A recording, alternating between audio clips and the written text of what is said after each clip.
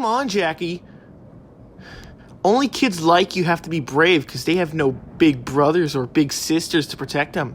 Daddy's words repeated in my head, and I swallowed before trying again. My feet shook as they made their way up the creaky wooden steps.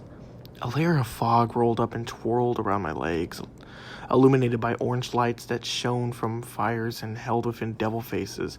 One step howled loudly, catching me off guard and forcing me to hurry back down to the safety of the stone path below. Though it wasn't too much better down there, there were wispy skeletons moving about, and when one actually reached for me, I was worried, and I headed back onto the steps.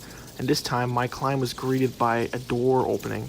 There was no bright, welcoming light, and that rush to escape into the night. Rather, only tiny little bulbs of purple and green and orange shone within the darkness, and nothing more.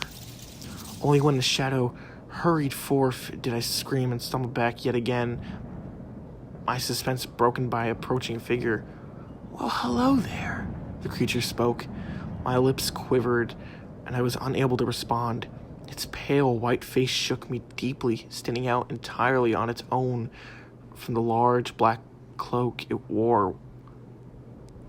"What do you say?" was all I could mutter before running from the house, and a pair of arms interrupted my escape and quickly grabbing my fairy princess dress and hoisting me upwards. "Oh, there, Janice," Uncle Hug whispered, rubbing my back slowly as I cried out. Tears ran down my frightened face for the millionth time tonight, ruining any remaining makeup Mommy had put on. Uncle Hugh then did something that made me freeze up in terror. He called out to the monster, "Do you think you could come out here?" She's a little frightened. My heart started to race rapidly. I heard footsteps creaking along the pathway behind me, and I thrust my eyes into my uncle's shoulder, trying to hide from the beast. But when he told me to look, I was turned around to meet it once more. My cries echoed through the neighborhood once again as a monster laughed, its pearly white fangs matching perfectly with its face. "Oh, I'm sorry, dear.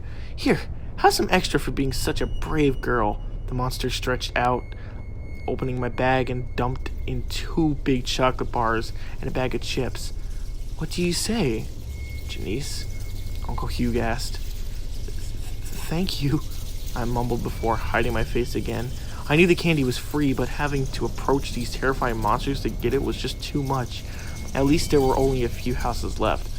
Uncle Hugh set me down beside the car and opened the door for me to get in. Daddy was still sleeping in the back seat, and I couldn't wait to show him all the candy I'd gotten when he woke up.